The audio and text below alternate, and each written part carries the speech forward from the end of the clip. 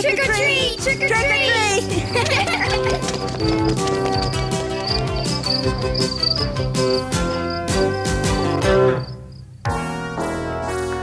I don't know if this shortcut is such a good idea, Grandpa. I would have preferred to go home another way. Nonsense, Dinky. It's perfectly safe, and it'll save us a lot of time. What are you scared of? Everything! It's Halloween, remember? There are probably ghoulies all around us. Ghoulies? You're too old to believe in boogeymen like that. Though I guess you're not too smart to. There's no such thing as ghoulies. Oh, yeah? Then what are those?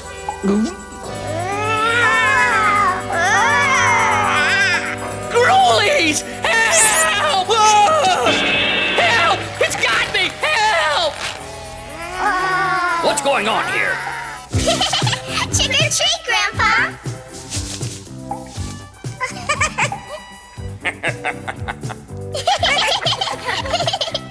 What are you kids doing here? We followed you. It's Halloween, so we thought we'd show you our costumes. Were you scared, Dinky? Me? Of course not. I knew it was you. Then why'd you run into that cobweb? I thought I'd give my feet a rest. Whoa! Why don't you give your mouth a rest instead? I don't like coming this far out of town, Jack. It's spooky. Rich is right. Let's go back. Don't tell me you two are scared. Well, no, it's just that... Look! A black cat! They're bad luck! Yeah, snap! It's awful spooky. You sure this is safe, Grandpa? Normally it is. There's nothing to be afraid of here. These old superstitions are making you kids nervous, that's all. Grandpa's right. There's nothing to be scared of here. Try to be calm, like me. Yikes! Yikes! If that's calm, I'd hate to see him excited.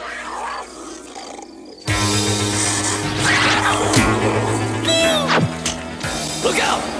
Get back!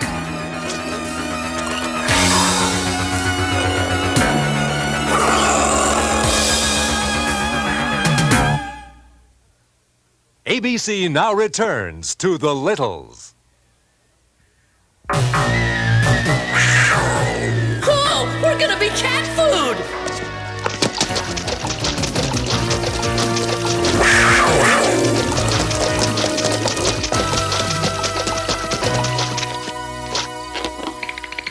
Quick thinking, Dinky. Cats hate water. You scared them away. I did? I did, obviously. Water. Nothing to it. Come on!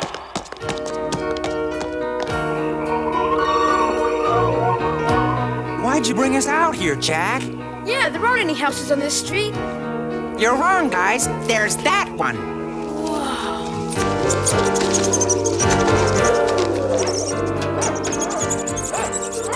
You gotta be kidding. I'm not going up there. The old man who lives there is a magician. He changes kids into cats. That's why the house is full of them. Ah, that's just superstition. No, it's not. Everybody knows it. It's not a joke. Listen, guys, you do what you want, but I'm going back home.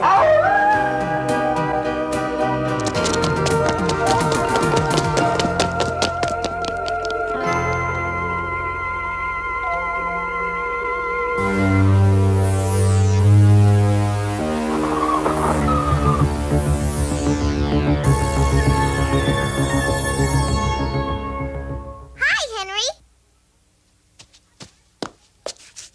Hi, guys. How was your Halloween? We had an exciting time trick-or-treating. We almost got eaten by a cat. Yeah? Well, I almost got turned into a cat. What? How? Well, there's this old man in his house, see, who can change people into cats. And the old man's a magician, and he changes people into cats, and littles into mice, and the house is full of ghoulies, and... Henry told you all this? Well, not all of it. Superstitious nonsense. I'll bet my tail he's no more of a magician than I am. Oh, no, Grandpa. Everybody knows the old man's a magician.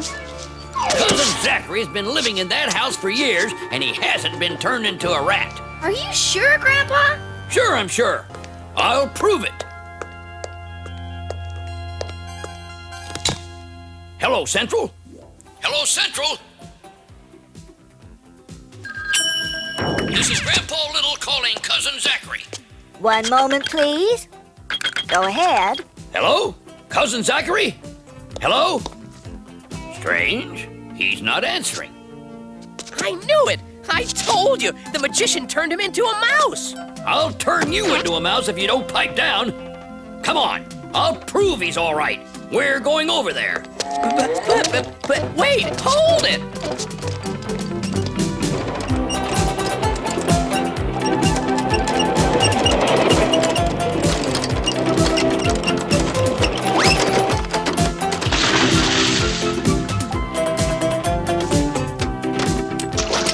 I just know I'm gonna regret this.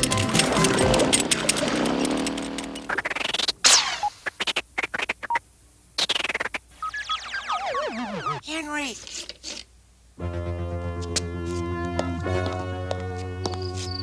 What is it, Jack? Come on out. We're gonna see if that old man really can turn kids into cats. Well, it's after 7 and if my parents find out, I'll really be in trouble. Sounds like somebody already turned you into a cat, Henry. A scaredy cat. Okay, I'll be right down.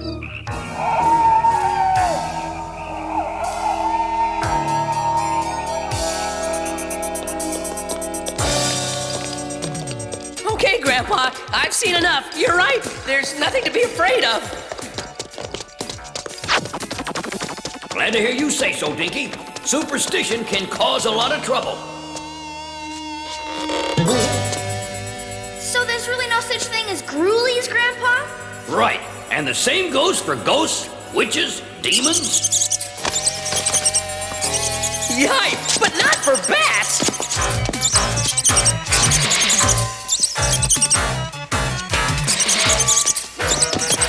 Stop, you moron! It can't hurt you! Look out! Shoo! Get away!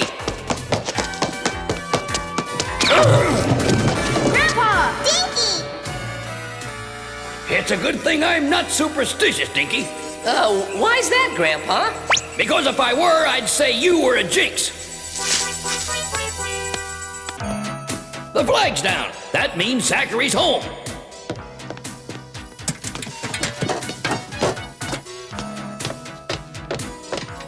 Cousin Zachary, how's every little thing?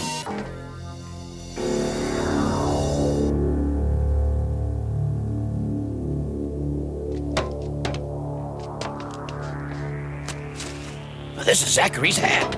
What happened? It must have been Gruelies. I'll bet the old magician sent them here. Right, Grandpa? I don't know, but we're gonna find out. Come on. I've got a bad feeling about this, Slick.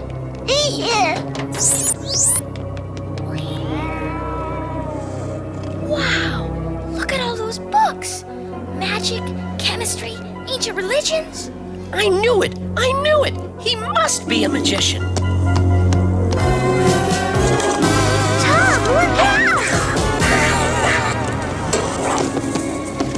Yeah, thanks, Lucy. I guess we'd better stay inside the walls while we look for Zachary. Sure, Grandpa. It looks safe in here.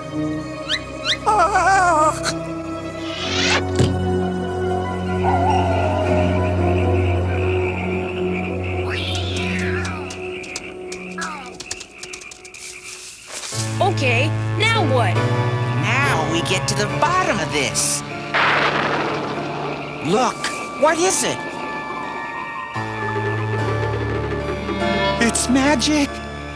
He's gonna change us into cats!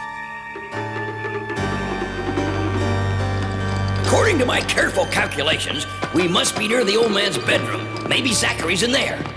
Listen.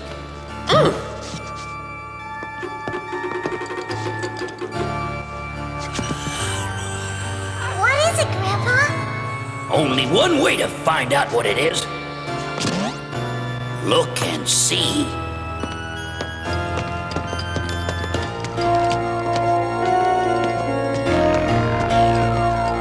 Look!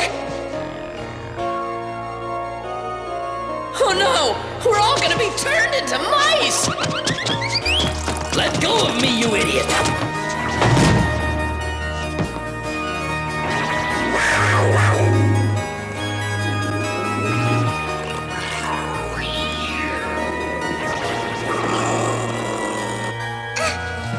It won't open, Grandpa. I'm sorry, kids, but I'm afraid you'll have to go for help. Henry will help us, Grandpa. Go back the way we came. It'll be safer. Okay. A spider! Get back! Down the hall. Hurry! Oh no! Here comes the magician!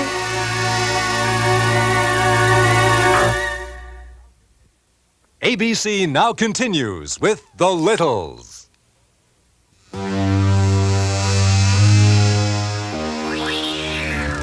We're gonna be turned into mice! Hide!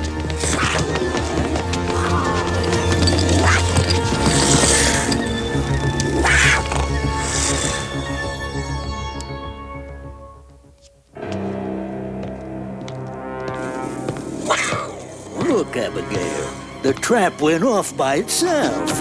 It doesn't matter. Who needs traps when I have all my friends to catch mice?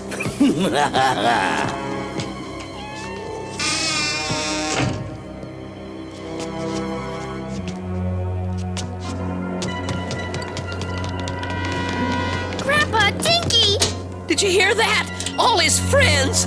I bet they all used to be kids! He called her Abigail. That's a girl's name. I'll bet she used to be a girl. Quit jumping to conclusions. That's how superstitions get started. Grandpa's right. And besides, we've got to find Henry. You kids be careful now and watch out for the cats. I wonder where Henry is. Wherever he is, he's better off than we are. Oh, that was close. Yeah, we would have been turned into cats just like those if we hadn't run. Come on, let's get out of here while we still can. Not me. I'm not scared. I'm gonna find out what's going on in there. Maybe there's a back way in. Come on, Rich. You're not gonna go, are you? We really shouldn't go in there without permission. I don't want him to think I'm chicken.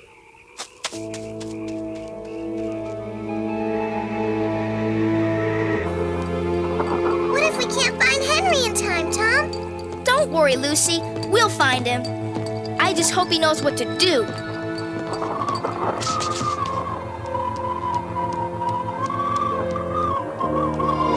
Look, there's a window. Get back! There are too many cats for us to reach it. How are we going to get out of here? There are cats everywhere. If we can't go across the floor, we'll go under it. But it'll be too dark to see. Over there. If I can catch that firefly, we'll have light. You and Slick, run for the hole. I'll get the firefly. Be careful, big brother.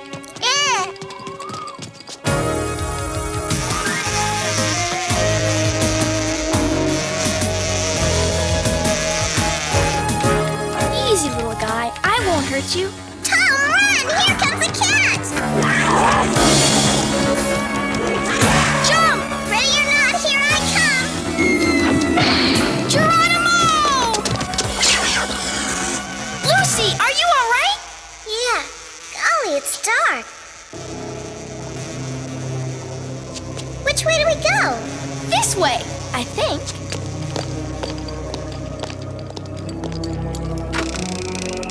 Good, it's open. Rich, What? where's Jack? Inside? You going in? No, and I don't think you should either. It's wrong, even if the old man is a magician. I guess you're right. Let's wait here.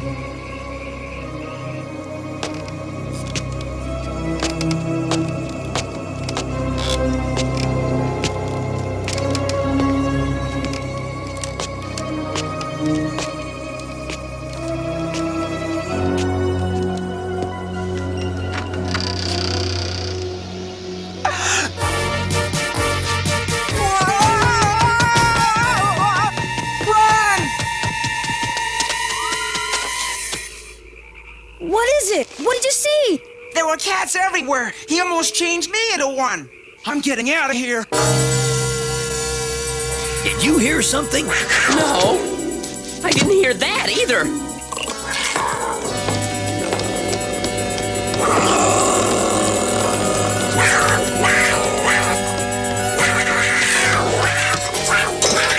It's opening the cage, Grandpa. What are we gonna do?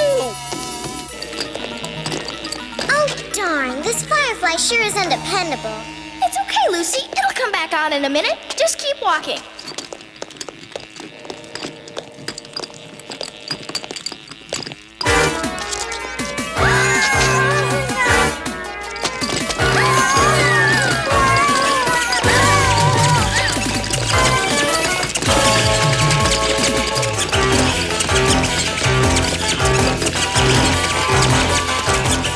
There's a hole ahead! Hurry!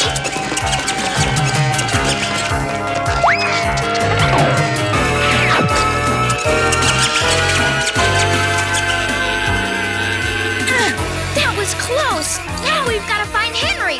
That'll be a lot easier than we thought! Look! Hey, you guys, wait! Henry! Down here! Lucy, Tom, Boy, are we glad to see you! what are you guys doing here? It's a long story. We've got to get back into that house and rescue Grandpa and Dinky from the trap. Yeah, before the magician changes them into mice. Go inside? Me? I don't know if I can do it. I'm scared. You've got to do it before it's too late.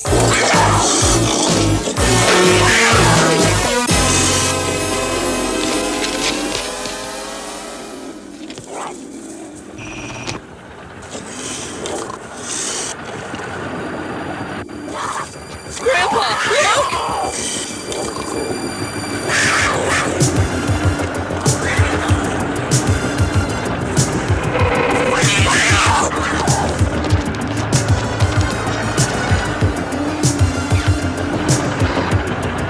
It's the biggest gruely of them all!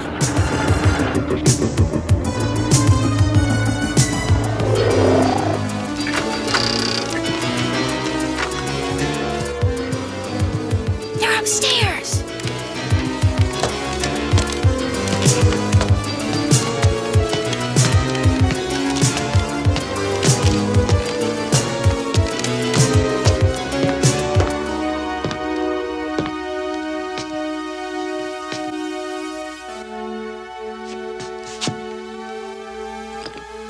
They're gone. The old man must have caught him. He's turning them into mice right now. I'll stop him.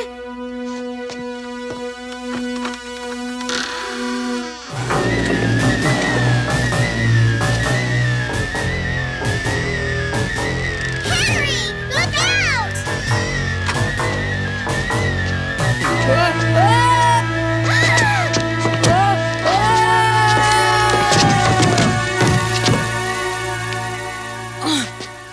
Oh, my knee. No, don't turn me into a cat, please.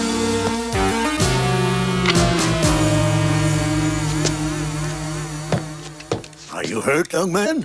My knee. I hit it.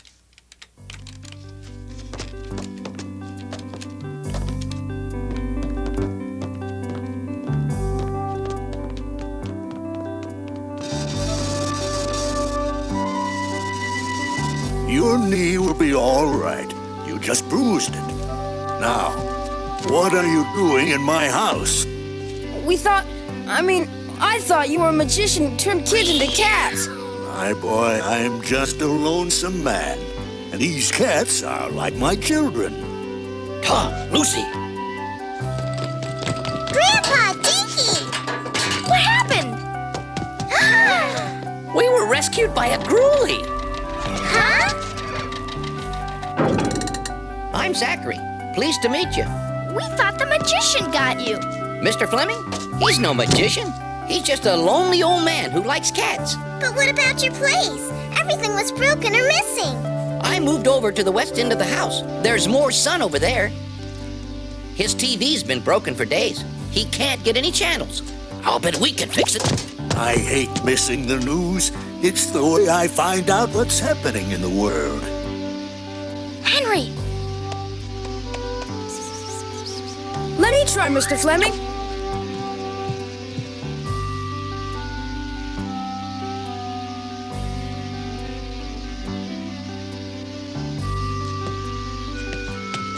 Look what I found! It must have fallen off. Then let's put it back on.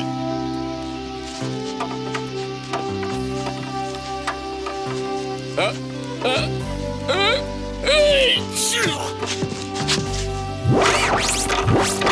now, here's the latest Grand Valley news.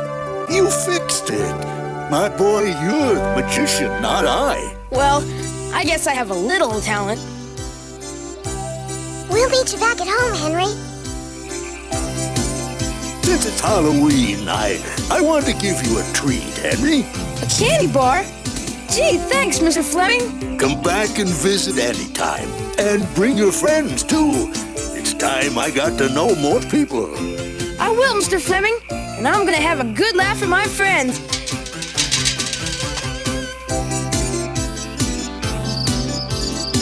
Nice seeing you again, Zachary. You have a very nice place, even if it is a bit scary. I hope you've all learned a lesson. Don't be scared by silly superstitions. Scared? Who's scared? I wasn't scared at all. After all, someone has to keep his head.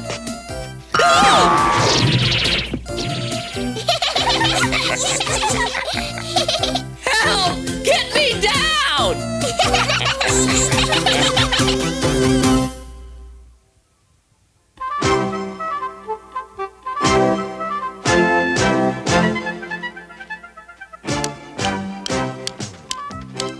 Hi, Dinky. Hi, Lou. Yikes, you look awful. I'm over here, Dinky. This is my popsicle doll. I made it myself. That's great. How'd you do it? Follow me. I'll show you. All you do is take a pipe cleaner and shape it like two arms with little loops for hands. Then you wrap the arms onto half a popsicle stick with another pipe cleaner. The legs are made the same way. Oh, I get it. You make the head out of clay.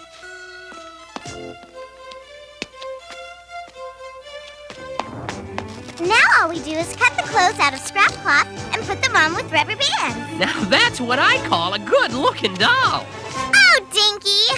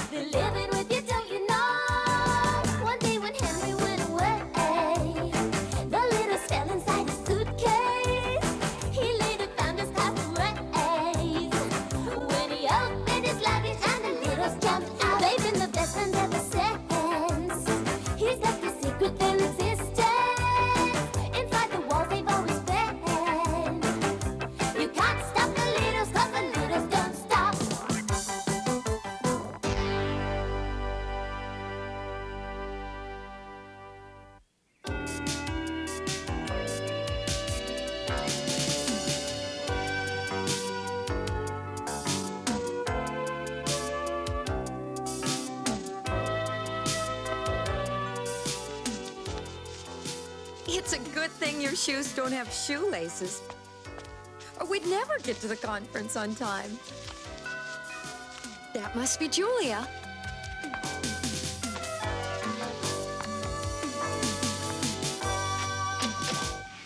Oh, I'm sorry I'm late. Come on in. My babysitter canceled on me. Help!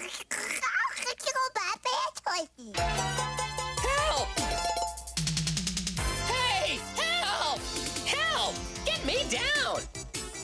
I told you it wouldn't work, balloon brain. Let the air out, Dinky! I can't! My head's stuck in the valve! We've got to get him down before something awful happens. Help! Help! Help! Help!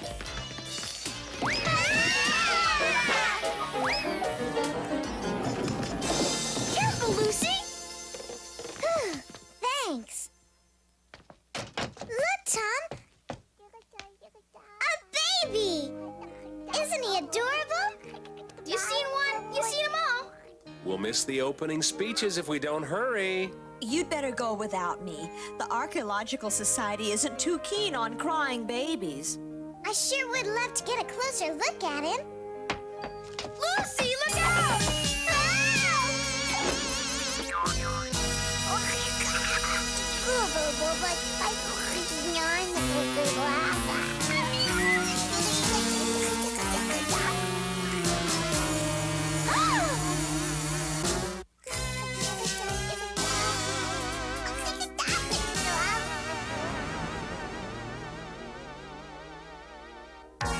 Oh no!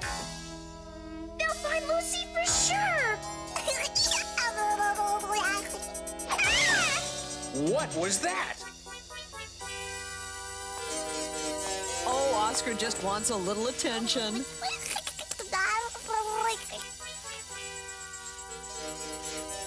We've got to get Lucy before the Bigs find her. But how? I don't know. Dinky! Why don't you watch where you're going, you genius, you? Ha! I knew you'd realize how brilliant I am. Just what is it I did right? You volunteered to take us down in that balloon gizmo of yours and rescue Lucy. I did? Open the vent, Tom. We're going down. No, wait! This thing isn't safe for inexperienced pilots. I can't see a thing, Grandpa Little. That's probably why we're going in the right direction. We're gonna be late if we don't get moving. Oh, I'll stay here with Oscar until you two get back. But, Julia, you've been waiting for 2 months to attend this conference. Lucy, grab hold! I can't reach! Let out some more air, Dinky. Tom, look out! That's the galaxy glass.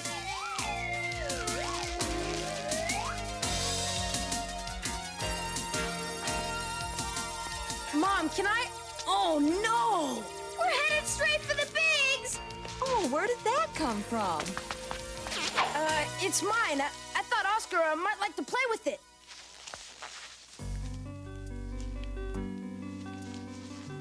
Here you are, Oscar.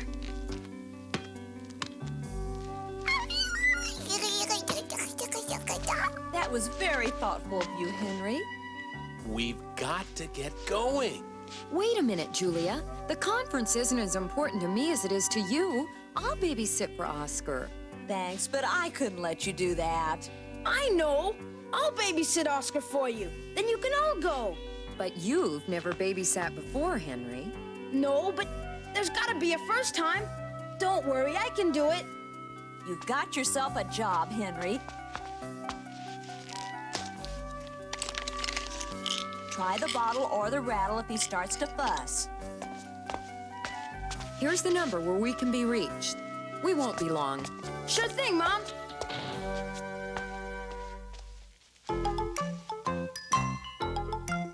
Thanks for your help, Henry. That was awful close, you guys.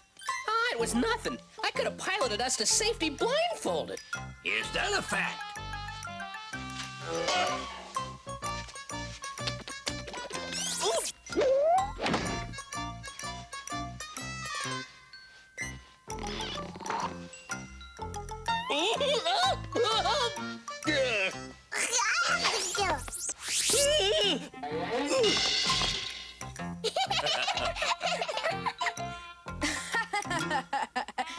Isn't he just adorable, Grandpa? Kinda reminds me of when you were a baby, Lucy. Well, you were no bigger than a pea. I've gotta get a closer look. Lucy, be careful. He may be a baby, but compared to us, he is still a giant. Hi, little Oscar. He's so soft.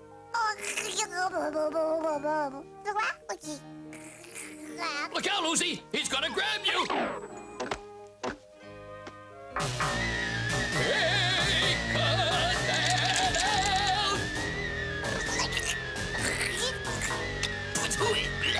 Go kiss someone your own size, you little monster! I think he likes you, Grandpa. He'd like to rattle my brains out is what he'd like.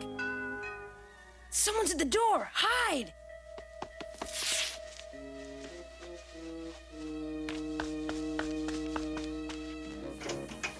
Hi, Terry. Hi, Chuck. What's happening? Just a game of touch football in the dirt lot by old man Bridges' house, Henry. Wanna play? Yeah, I'd like to, but I've got to babysit. Oh, tough break, Henry. It's the last game before school starts. Well, hey, hold it, you guys. I'll be right back.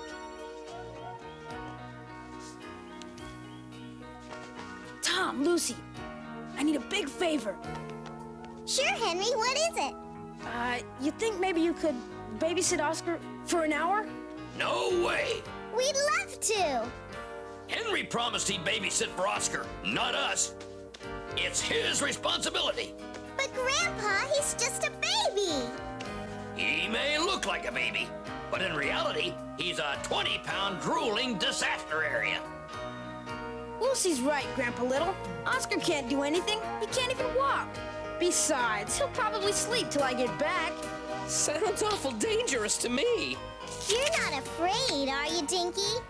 Afraid? Me? But don't be silly. Babysitting is one of my specialties. Why, I've sat on more babies than you can shake a rattle at. Then it's settled. I'll bring Oscar up to my room so you can be closer to home in case you need anything. But it'll be fun, Grandpa. You'll see.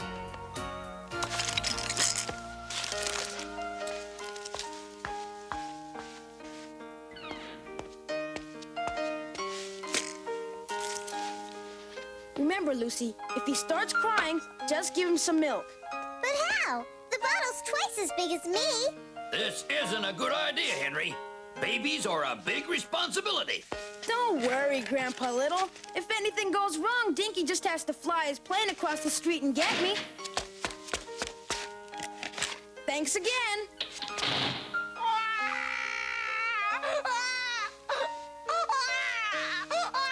How do we make him stop? He must be hungry. We've got to feed him. Grab hold, Dinky. We'll give him his milk.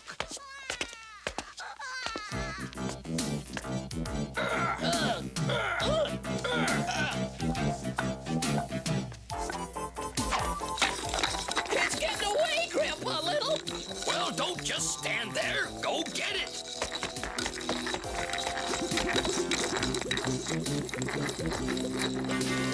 Whoa, I can't stop it.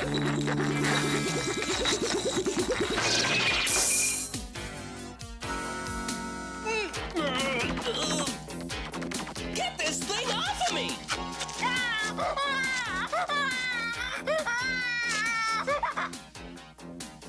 Hey, cut that out! You're scratching my head! Now look what you've done, Dinky. Me? That little guy nearly sucked my brains out!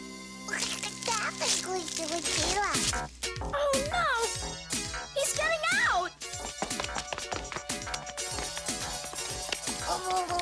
I'm an expert in baby karate. Don't make me do anything I'll regret. Dinky, watch out!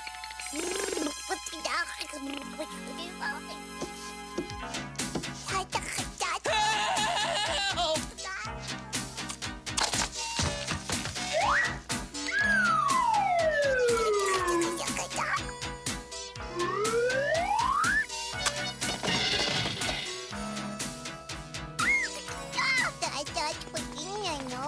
Oscar, get back in your basket. Lucy, look out!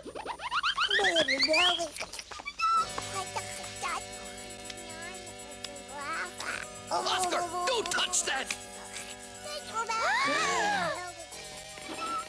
Oscar, no!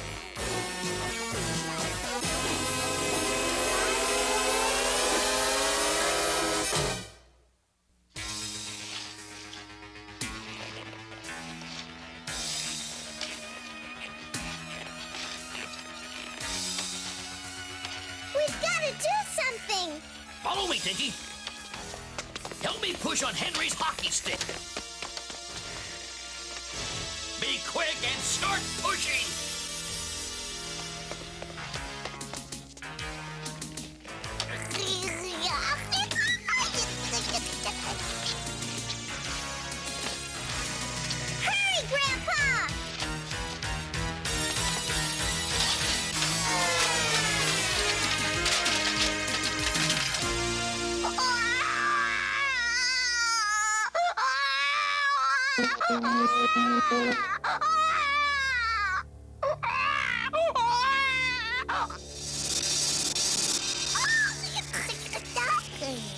Lucy, look!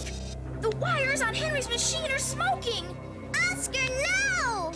Oscar, don't touch it! Stop! It'll burn you!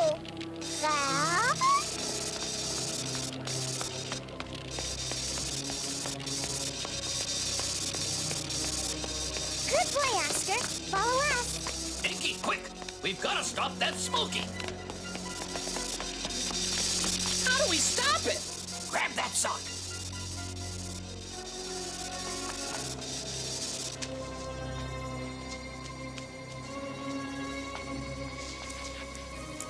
We've got to unplug it! Quick, Dinky! Help me pull!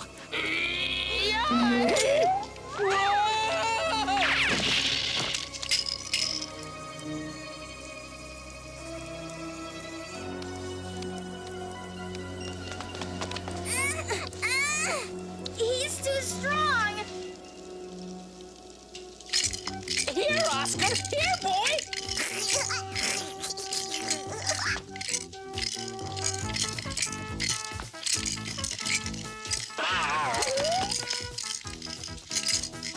Way to go, Dinky! We've got to get Oscar out of here before the fire spreads! But how? The door and window are closed! I'll see if I can open the window to let out some of the smoke. Lucy, you warn your mom and dad. Tom, call the Littles Fire Department. Right! Will do, Grandpa. Hey! What about me? Just keep him away from the flames, Dinky, until we get things under control. I'll keep him away from the flames, but who's gonna keep him away from me? Mom, Dad, where are you? Fire department! Fire department! Here it is! Gone shopping, back in an hour. Mom and Dad! Fire department! Fire department!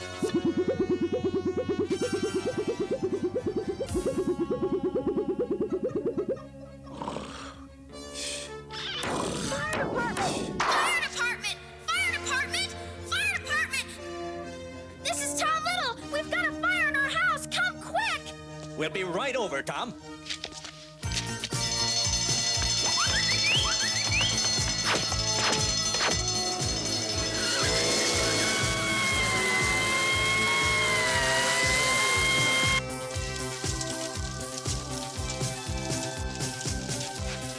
It's no use. I can't open it any further, and Henry's too far away to see us.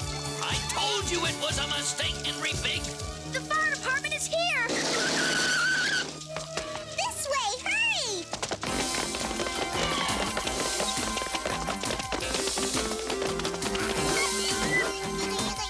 Tom! Hurry up! Okay, men, turn on the water.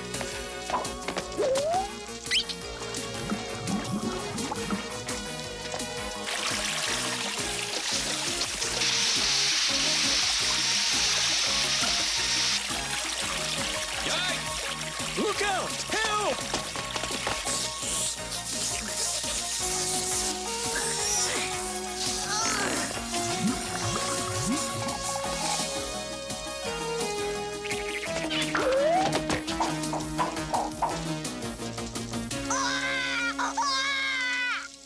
Poor Oscar!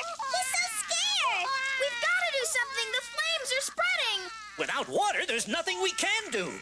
If it's water you need, there's plenty of it.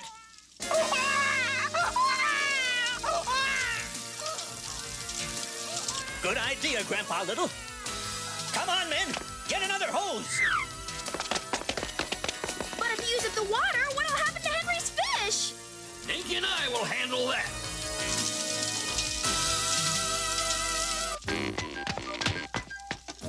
Here, start netting the fish.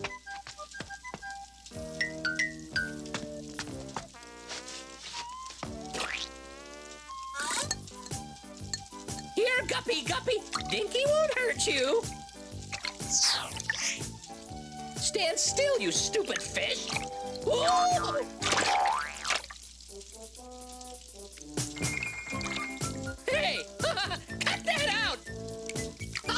swimming and send down those fish. Okay.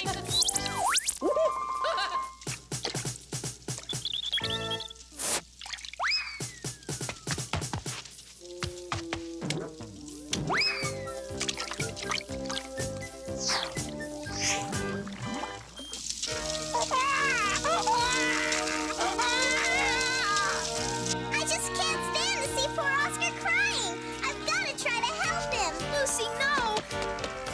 Come back! He'll be okay, Oscar. I hope.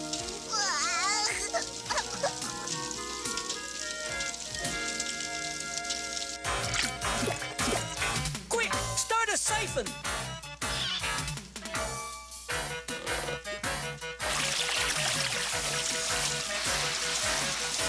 Lucy and Oscar are trapped by the flames. There's only one thing we can do. Where is that wet-head when I need him? Give me my goggles, you scaly thief, you! Dinky! Gas up your plane. We've got to get Henry. Aye, aye, Grandpa Little. I'll be right down.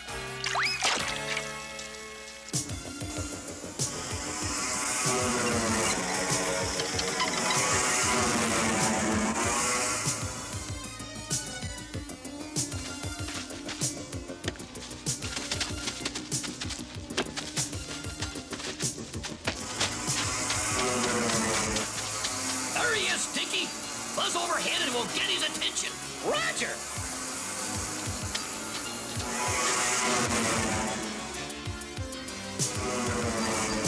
He didn't see us. We've got to get closer. Hey, Chuck! Here comes the bomb! Dinky, look out! Oh, no! Hey, what did I hit?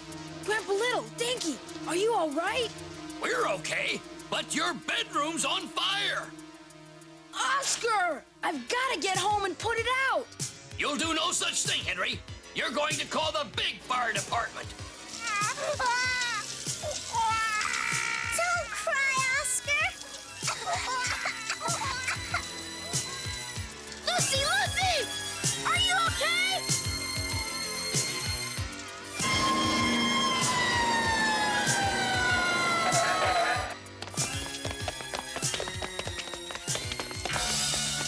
It's the big fire department!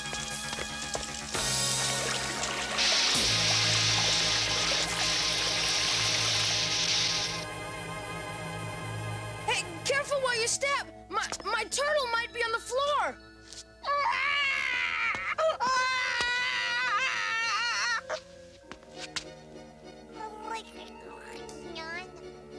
Oh, no! He spotted Lucy! What's this? That's Oscar's doll. Phew. Ah, thanks for saving her, finding it.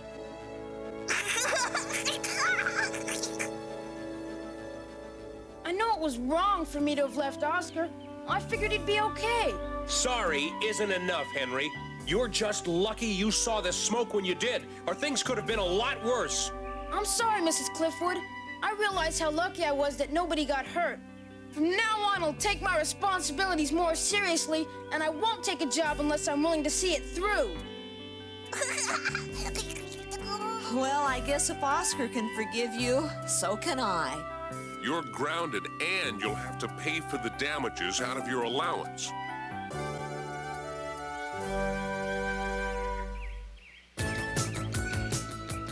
I hope you've learned a lesson too, Lucy Little. I sure have, Grandpa. I know now that I shouldn't try to do something I can't handle. And neither should I. We've all learned a big lesson, and from now on, we'll only babysit littles.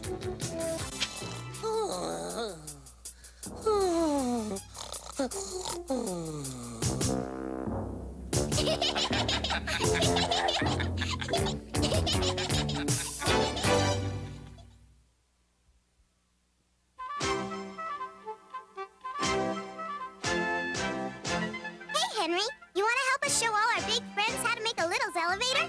Sure, What do I do? We'll tell you in a minute. Okay, Dinky, you cut out a doorway in this empty milk carton.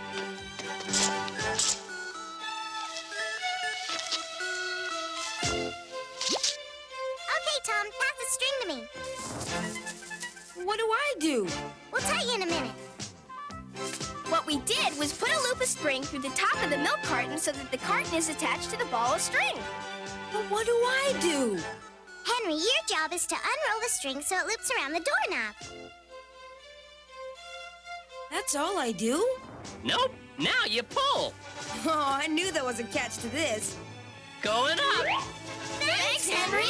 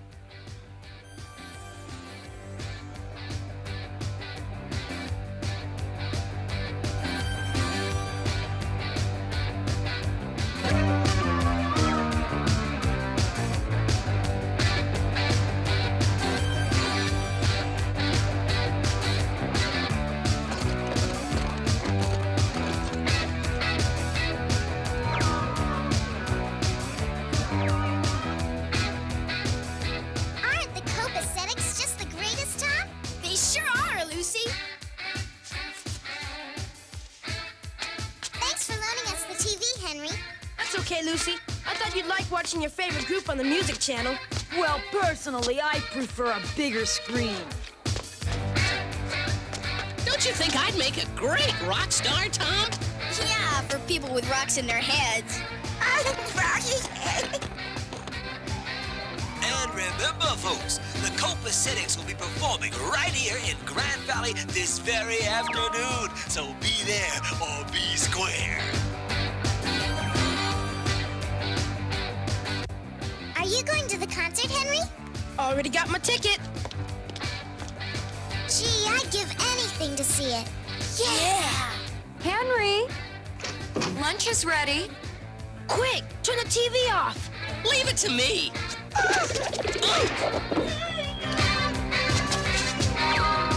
Why, where's that music coming from?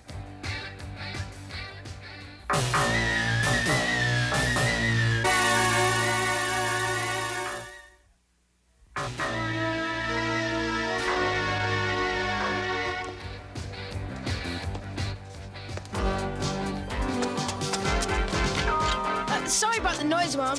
I'll try to keep my stereo lower. Funny, I could have sworn that music came from inside the wall. Oh, but that's silly.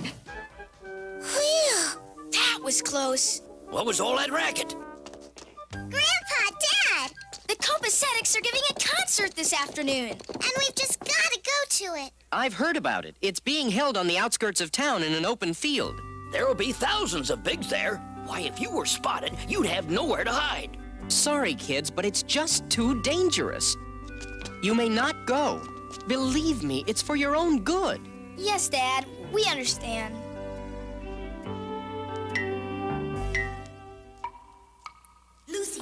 Anyone can stay home if they want to. But you're an adult, Dinky, and you're not gonna let any old fogey spoil your plans, are you? I'm not? No! A pilot like you takes command. Right!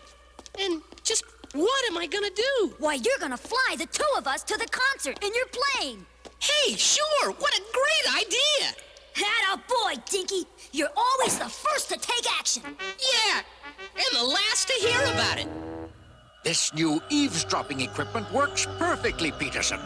Last night, I'm certain I heard Littles in that field just beyond the trees. Today, we'll catch them for sure.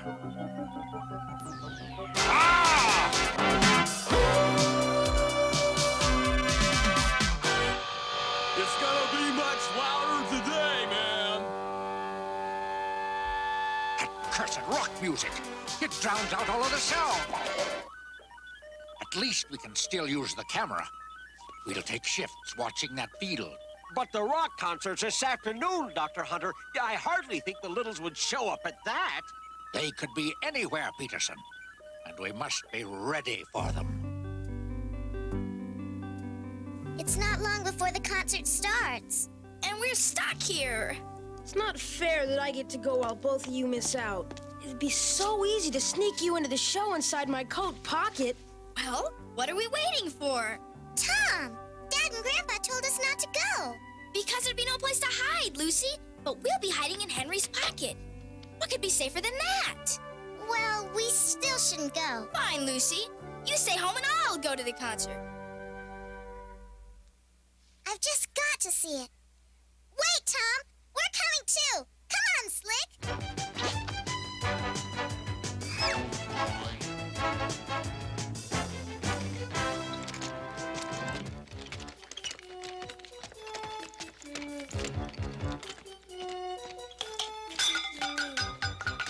Shh! We don't want Grandpa and Mr. Little to hear us. What's the matter, Dinky? You're not afraid of them. Of course not. I just don't want to give them any surprises.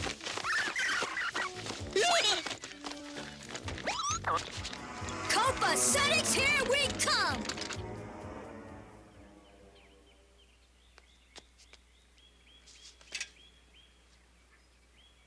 Everybody ready? Yeah! Then let's rock and roll!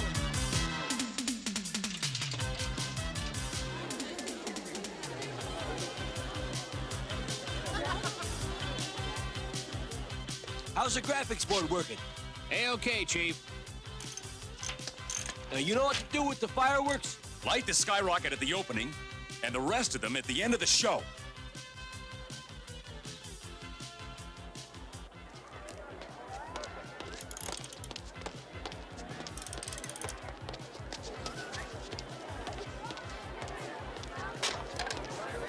Excuse me, pardon me. The concert sure is crowded. I'll say, Lucy. Coming through.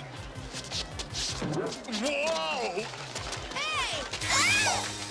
Lucy!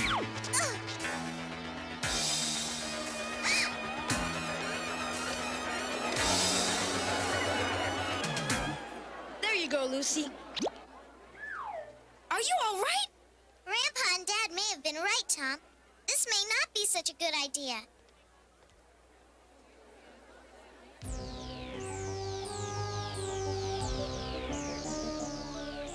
Nothing so far, Dr. Hunter. Nothing, you say? Look again. That's Henry Big. And where he goes, the Littles are sure to follow. Hey, there's the concert! Take her down! Gotta find some place to land where we won't be noticed.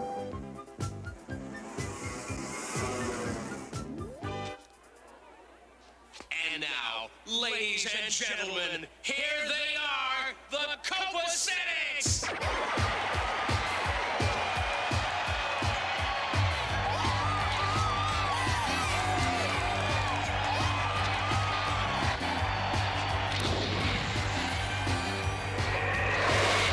It's time for some evasive action.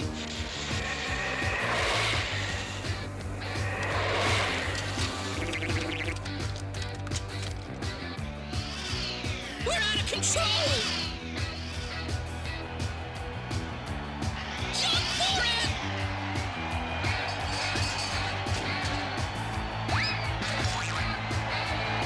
What a view!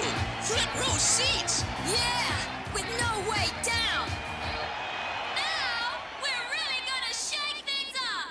It's time for the storm!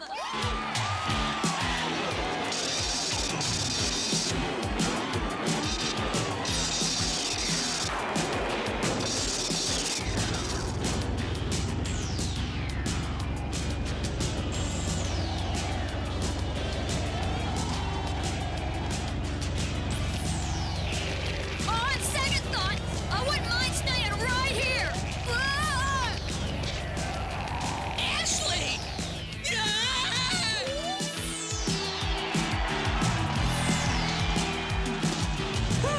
A perfect three-point landing!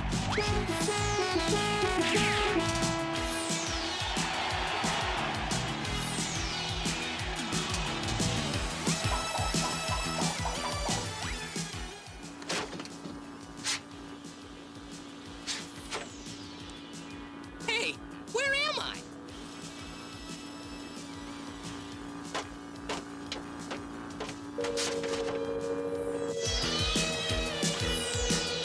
What on earth is that?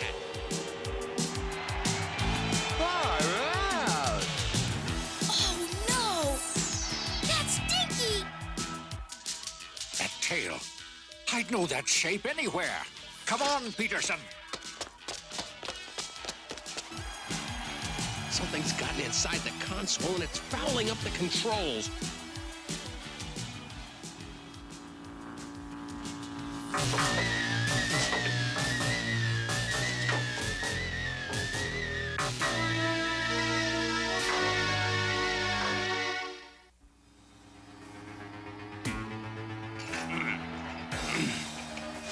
Something's inside, but I can't reach it. I'll have to wait till later. I have a feeling I'll be here later. Somehow Dinky's gotten trapped inside the machine that controls that big TV screen. Oh, Henry, we've got to save him. Hold it, son. You're not allowed up there. Out of my way. Dr. Hunter! Oh, no! Where do you think you're going? I'm a doctor. There's an emergency on stage. Don't believe him. He's lying. You stay out of this, Henry Big. I don't care if you're the president. No one gets on that stage. Come on, Peterson. I may not be able to get onto that stage, but I know something that can.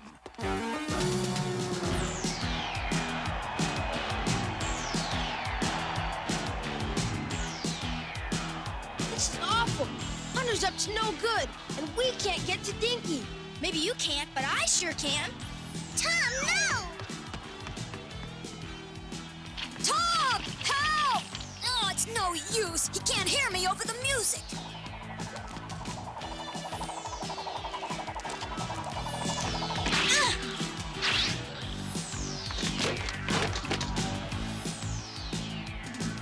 We've got to help Tom. He's trapped in the guitar case. No, Lucy. That'll only get us into more trouble. We've got to go get help before Hunter returns. My ferret will capture the little and bring it back to me.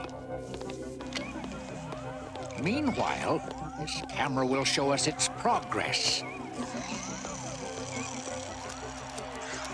Good hunting.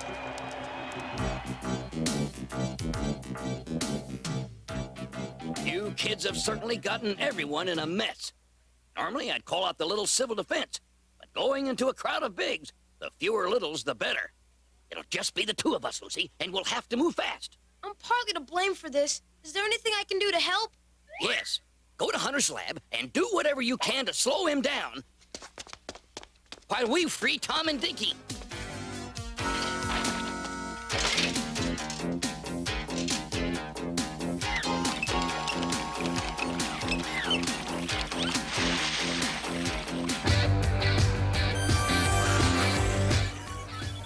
It's working perfectly, Peterson. What? What's this? Some weird kind of cat? Drop it right now. Hey, it talks!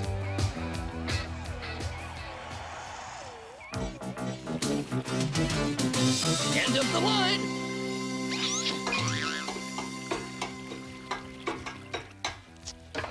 Hurry, Lucy. The machine that Dinky's trapped in is right out in the open. But luckily, the guitar case with Tom is hidden in the shadows. You get Tom out of that guitar case, Lucy. I'll take care of Dinky. Right, Grandpa.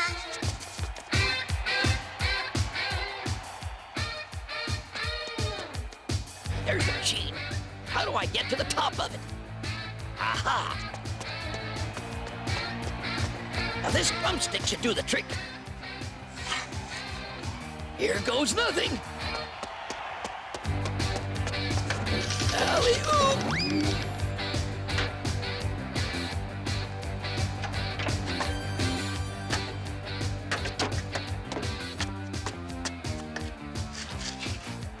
Boy, Grandpa, am I ever glad to see you. Well, I'm not glad to see you, lame brain. Now let's get out of here.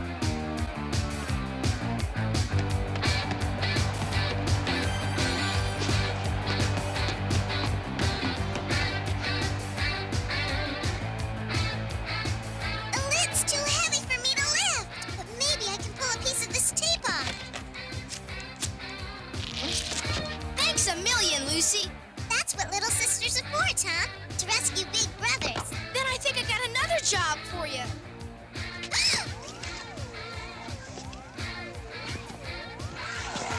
Grandpa, that thing's headed right for Tom and Lucy.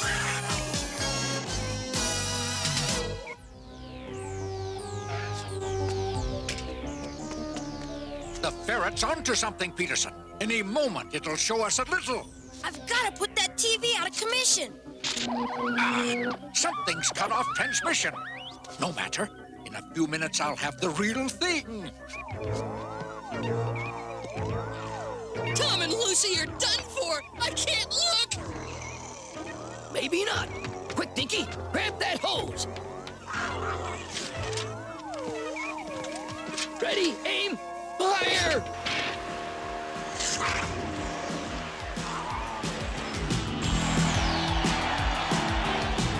Hey, what's going on?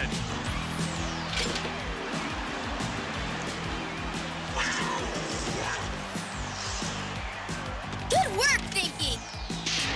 It was nothing. Just quick thinking. Yeah, my quick thinking. Now let's beat it. Oh my gosh, I forgot about Ashley. He's here too? What is this, a Little's convention? Where is he, Dinky? Up there! Jumping gooseberries. Those fireworks are gonna go off at the end of the show. And so will Ashley unless we get to him first. Somebody's gotta climb this fuse up to Ashley. Somebody'd have to be awfully dumb to take a chance like that. That's why you're elected. Get a move on. You've been a great crowd, and now we're gonna go out with a bang. Hit it!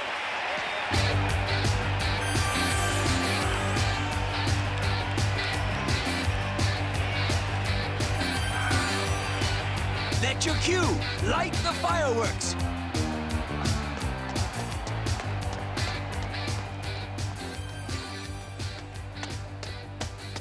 Take cover!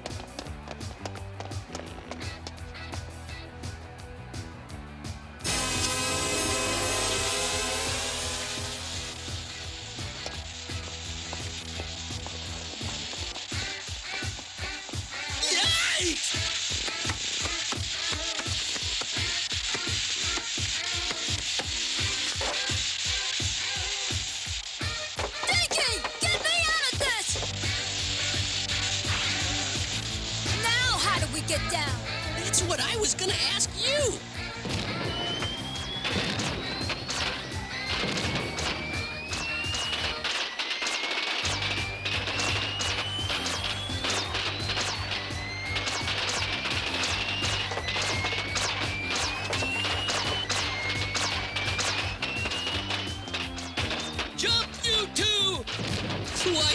nothing's ever easy.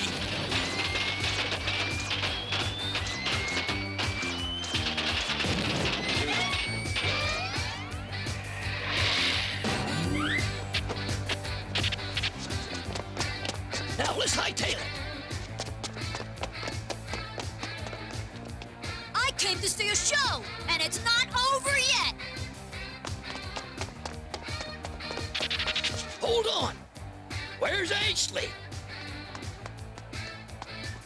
There he is, Grandpa. I never thought I'd see it, Dinky. A little dumber than you are. Come on, let's get him.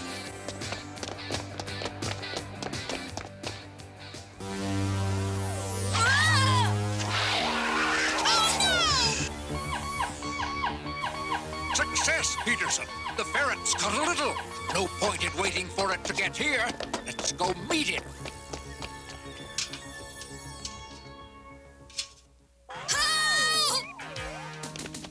We've got to stop that ferret before it gets to Hunter.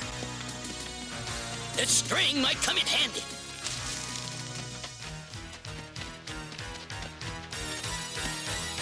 Hey, a rubber band.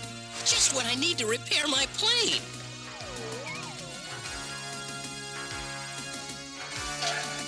They're the little slick.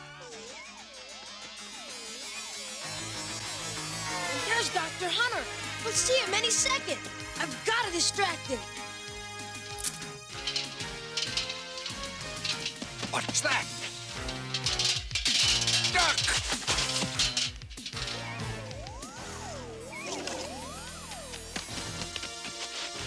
Hold on. I've got a plan, so gather round. Wait a minute. Where's Dinky?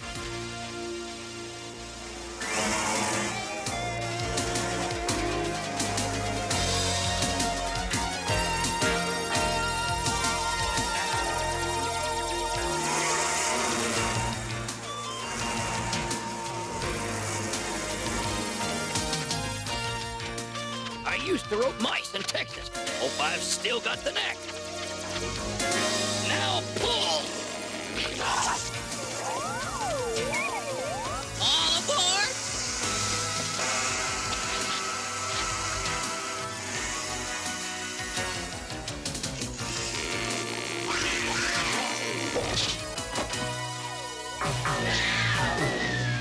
Head for the hills!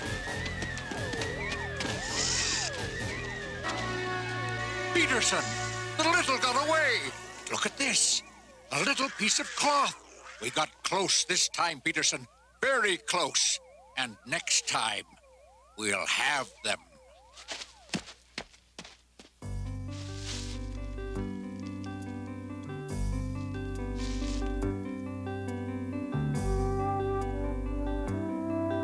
You kids gave us quite a scare. It's my fault. I wanted to go to the concert and I thought I knew better than you did. We don't forbid things to be mean. We do it so you'll both stay safe. We love you with all our hearts. We're sorry we went against your word. We adults know what we're talking about, so you kids had better listen. Adult, huh? Save me, Grandpa Little! Save yourself, you big baby.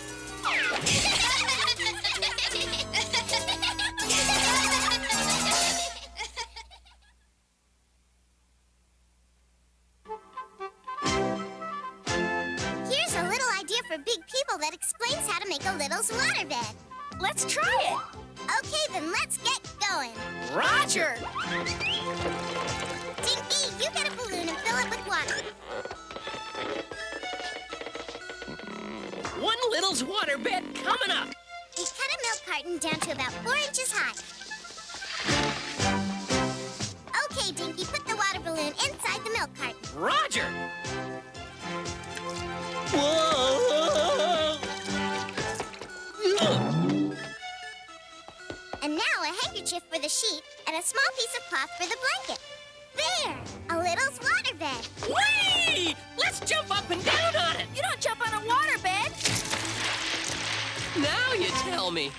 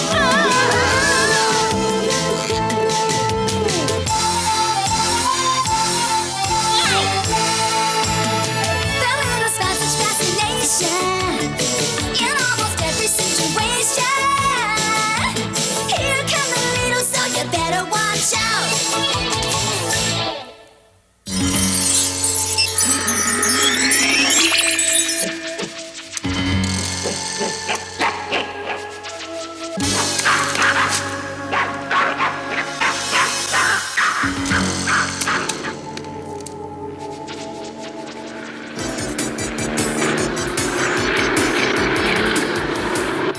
was searching for the Amazon diamond when my daughter Alondra disappeared. She was just a baby then. How did she disappear? No one is certain. Some think it was the curse of the Amazon diamond. Curse? Yes, Henry. The Amazon diamond is of great value. There's an ancient jungle myth that it's cursed. Is that true, Grandpa? They say the curse of the Amazon diamond is the most fearful curse in the world. No man or little who's ever tried to find the diamond has lived to tell the tale. I don't think I ever want to see this diamond. Oh, it's just another one of Grandpa's stories. I'd like to see that diamond in my little hands.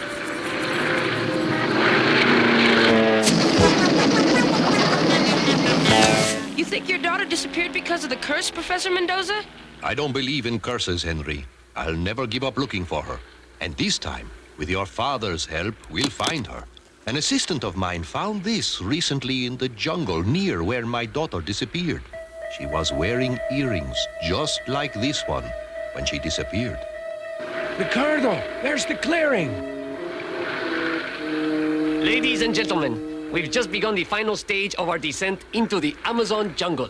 Please fasten your seatbelts. And thank you for flying Trans Jungle Airlines. Hey, Ricardo, the left flap is stuck.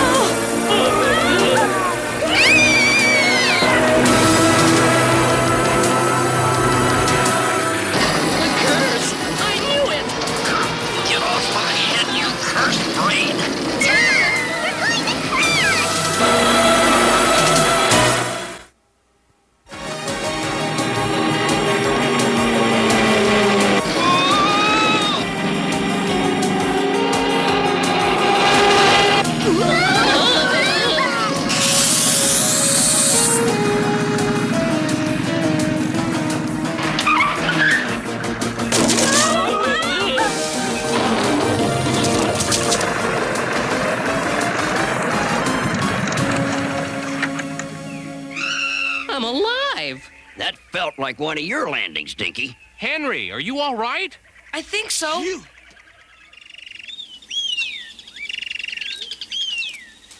Everything ready, Professor Mendoza? We'd better be leaving.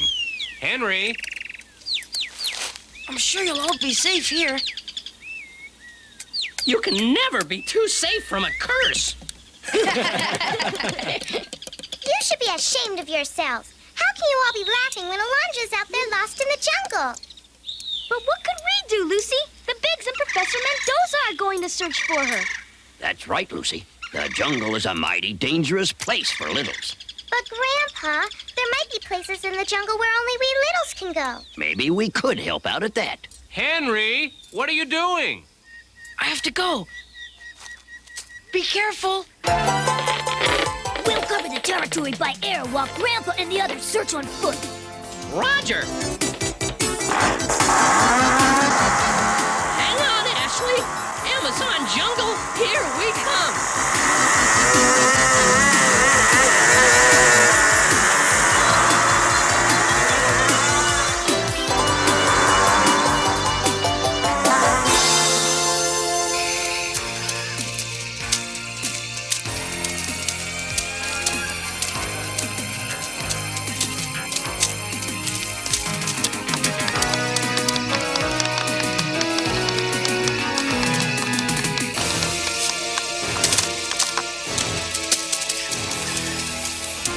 For heaven's sake, I can hardly believe it.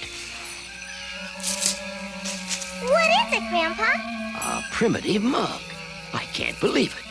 The Pequeños really must exist. The Pequeños? A lost tribe of Amazon littles. They must be nearby.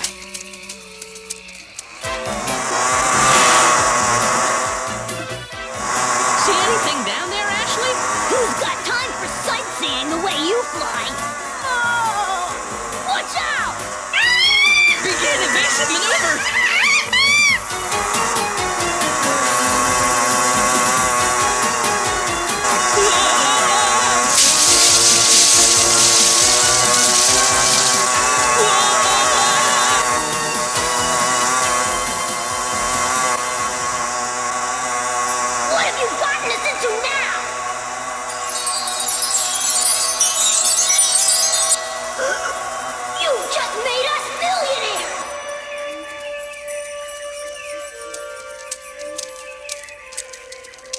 Some of the Amazon littles live in caves, just like this one.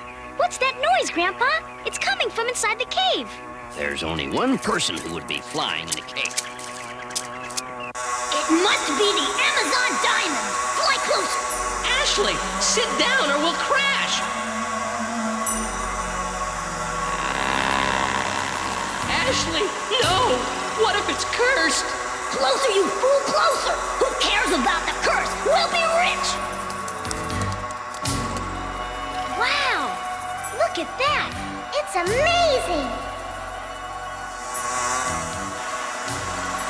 Closer, closer! Get away from that statue! Get away from there! What's he saying? He's yelling for us to grab the diamond! Oh!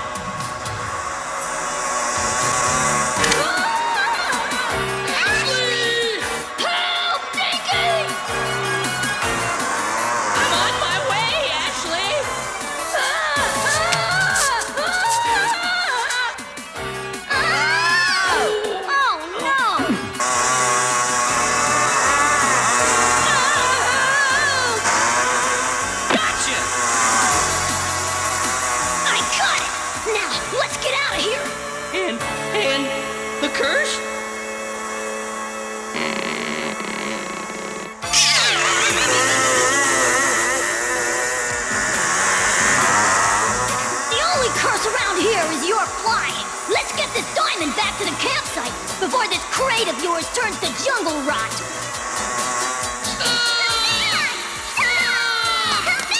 Put it back! Put it back!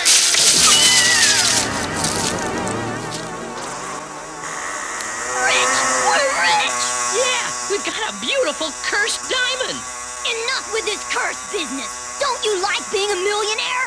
You can trade in this sardine can for a 747! A 747? Well, in that case...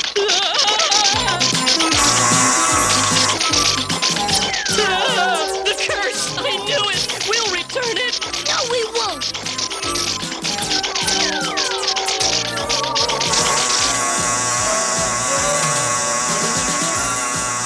We'll return it! I said no! It's no use, Grandpa. This pit's much too deep. Tom, look! Who are they, Grandpa? Pequeños littles, I think. Are they friendly? Let's hope they're friendly. Hola, amigos. We're friends. What should we do, Grandpa? Don't you worry, Lucy. Everything will be fine.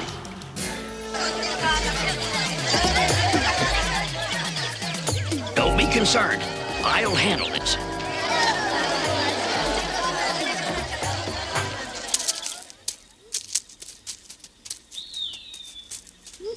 Your friends have stolen our sacred diamond. You must die. Comacho, stop.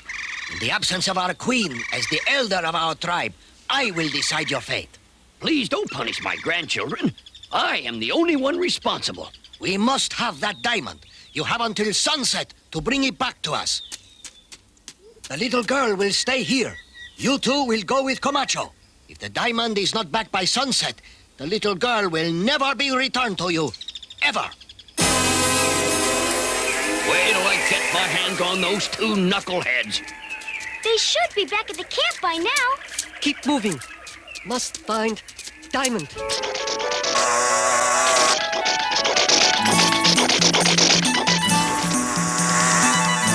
There's the campsite! Hold on tight! Clear landing area! Emergency! Emergency! What have you done to that engine? It sounds like it's powered by rubber bands. Look! It's Ashley and Dinky.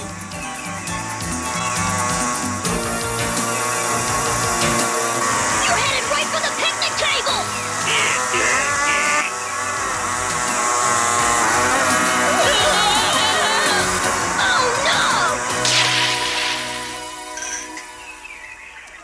Those fools dropped the diamond. Right where the big pilots will discover it. You lost the diamond! We're flying much better, though. Dinky, the tower. We're coming in for a landing. You boneheads! Do you know what you've done? Grandpa, we've no time. Lucy's life is at stake. Lucy's life? Yes! If we don't return the diamond to the tribe by sunset, we'll never see her again.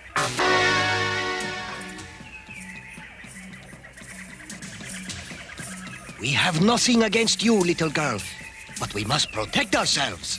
But why do you care so much about this diamond? The diamond is magic. Many times, the light of the sun god gave the diamond great beams to protect us against the great Chunga. Great Chunga? What is...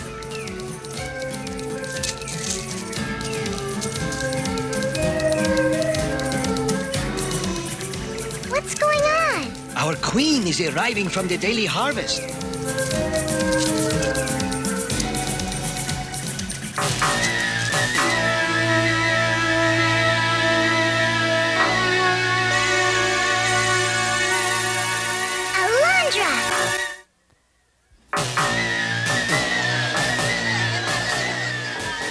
Where did you learn my name? From your real father. You're not one of the pequeños. You're a pig. Your father is searching for you. No! I'm the queen of the pequeños. My family is here. Do away with her. She is an enemy of our people. Stop! We must wait until sundown, as we have promised. Take her with you, Viejo, until the diamond is returned. There must be some way out of here. Huh? A flare, a pencil, and a photo of Professor Mendoza. What are you doing with my personal belongings? These belong to Big. Where did you find them? That is not your concern, my child. But...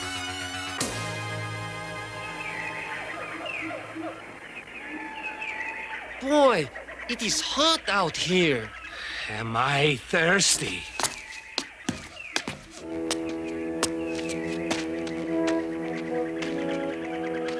We've got to get that diamond before these bigs find it in the glass. I have a plan.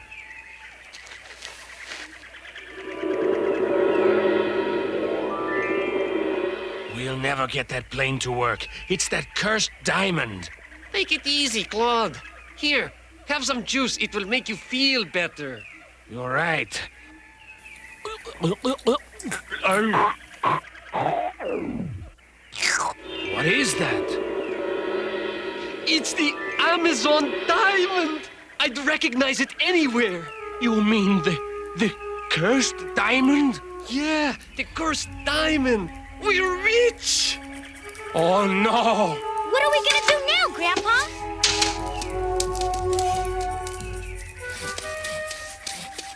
They believe the diamond is cursed. We're going to make the curse happen. We are going to roll in cash, tiptoeing through.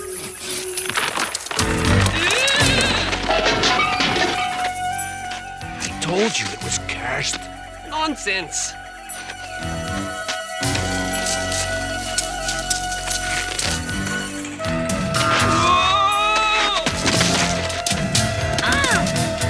It's a curse. Please, Ricardo, forget the diamond. Are you crazy? Everybody wants these diamonds.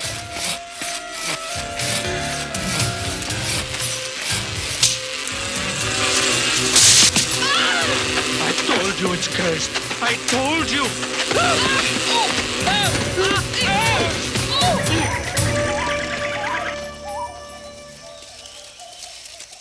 Faster! Faster!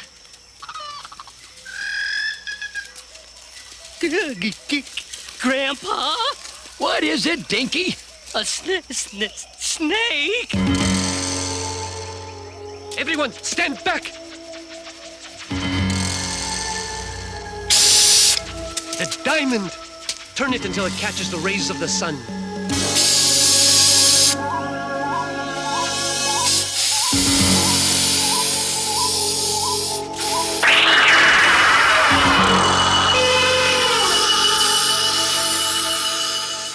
Whew.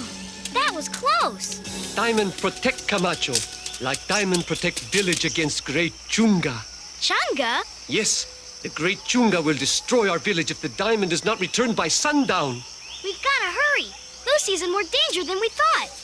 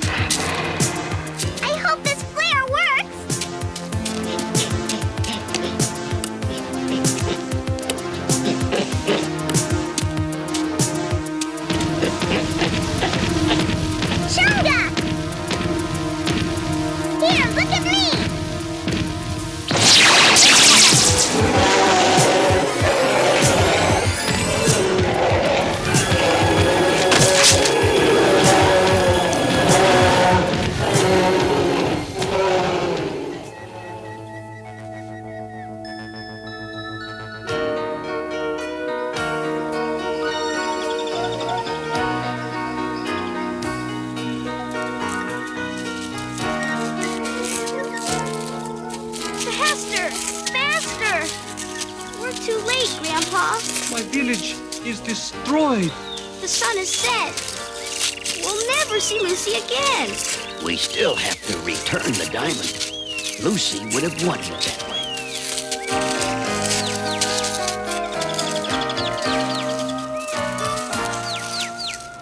Grandpa, what happened? The Queen's coming.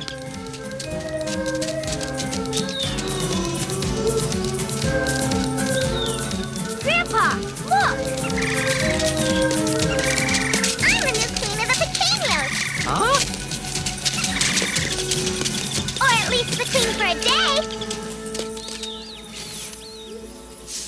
Lucy, what happened?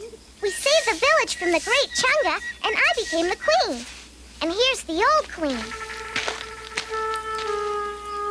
She's a big. Look, the earring. It's Alondra, Mendoza's daughter. Isn't that true, Viejo? Yes, it is the truth. But only I knew. When we met, you were a small girl lost in the jungle. I raised you like you were my own daughter. Why didn't you tell me? One becomes attached to those one truly loves. But now the fates have sent these littles to return you to your real father. Queen Alondra, I think it's time for us to go.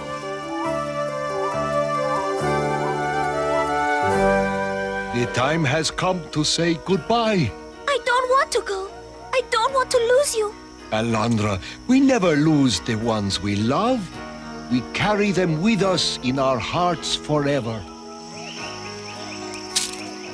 I'll remember you all forever.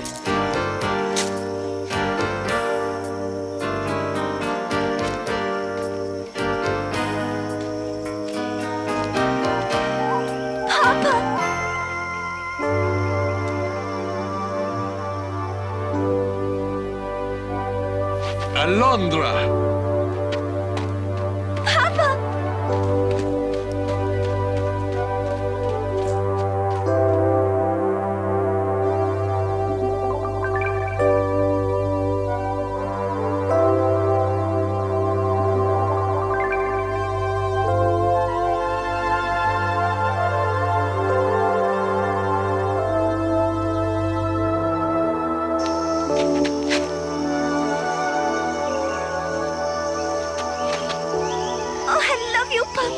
How did you ever find me? Let's just say I had a little help from my friends.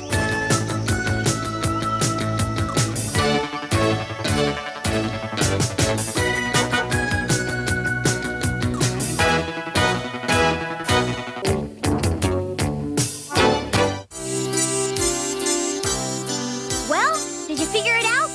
Every time we see a movie, we get something that comes from South America. I got it! I got it! Whoa! It's the movie projector! No, Dinky, the movie projector was invented in New Jersey. What is it, Tom? The answer's right in your hand, Lucy. Popcorn! Don't be silly. Popcorn comes from the lobby. Nope. Corn grew in South America before it was ever brought to the United States. And the Indians there were the first ones to pop it, which made it easier to eat. Dinky, if you keep eating like that, you'll pop. I guess that's why they call it popcorn.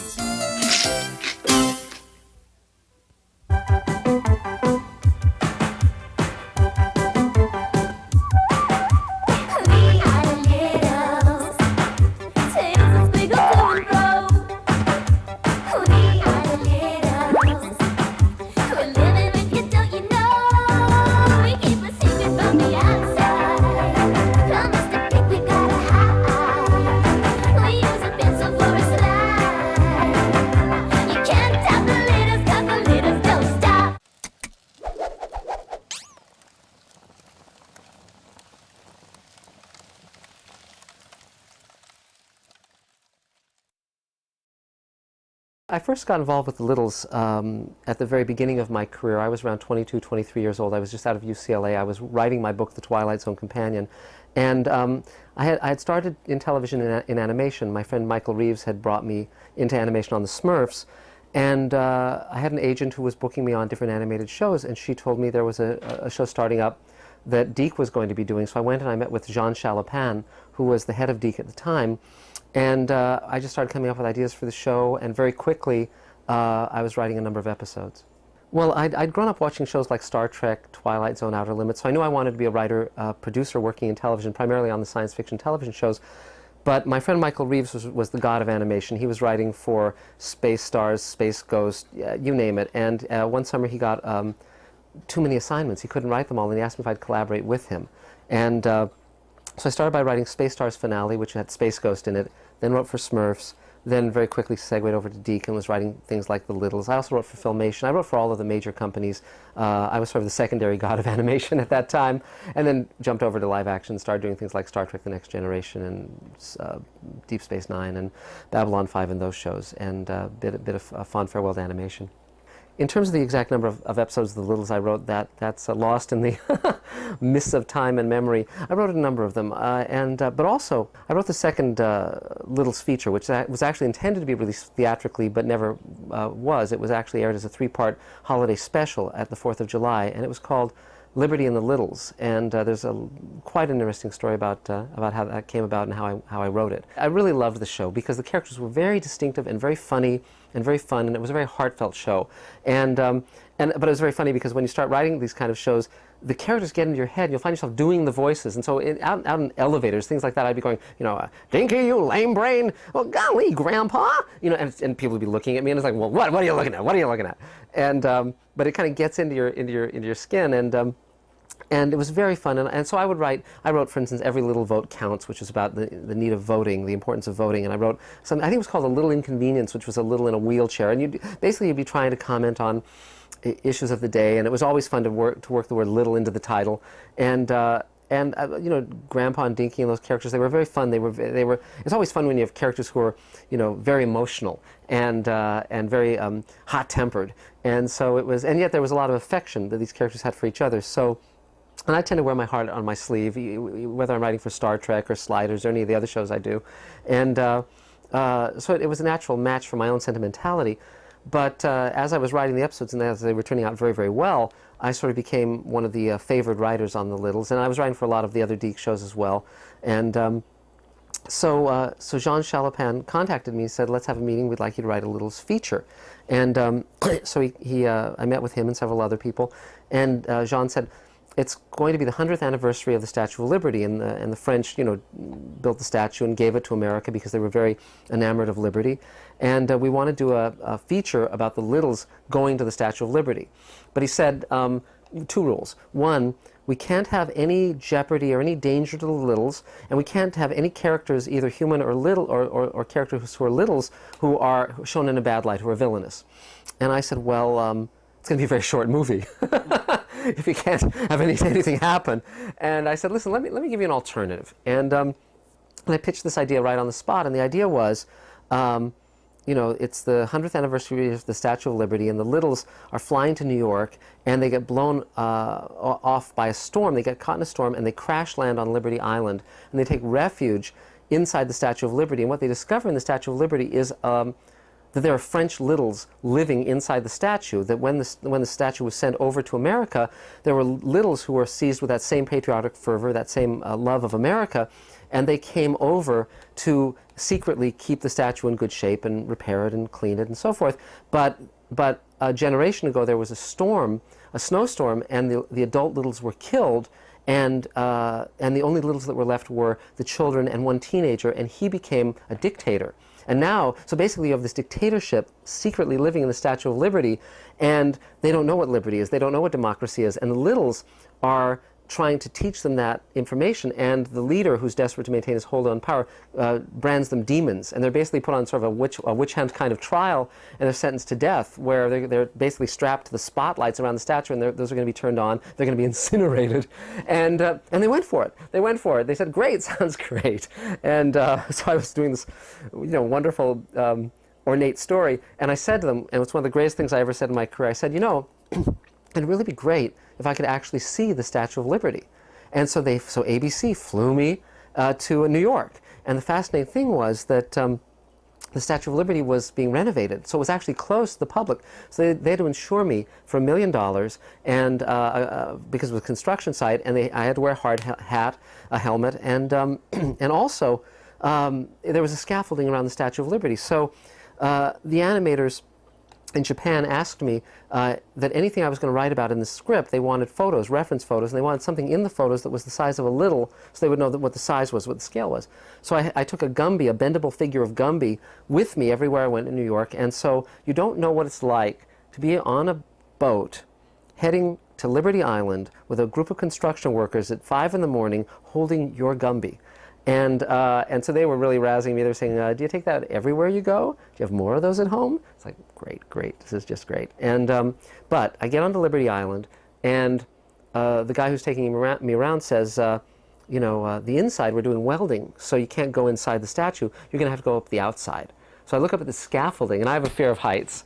And, so I look up at the scaffolding, and I have a fear of heights, but I know I have to do it because that's my job, and it's also very exciting. So I go up this rickety scaffolding, and you can look down through the slats to the rocks and the water below. We're up hundreds of feet, and I'm climbing this thing with this guy and my Gumby.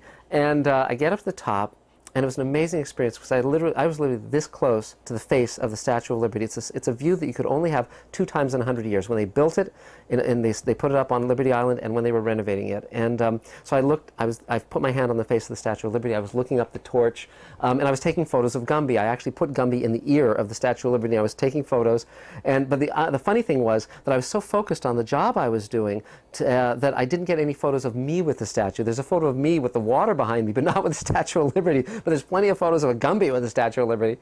And then when I was back in Manhattan, anything I thought I would write about, I was taking photos of. And I remember at one point I thought I might have a sight gag where Dinky gets ejected out of a window and lands in a garbage can. And so there was a street corner garbage can in Manhattan, and I put Gumby by the base of the can and took some steps back to photograph him. And the light changed and this mob of people went by, and this guy in a business suit grabbed the Gumby and started heading down the street. So I had to chase after this guy in a business suit and say, excuse me, but that's my Gumby.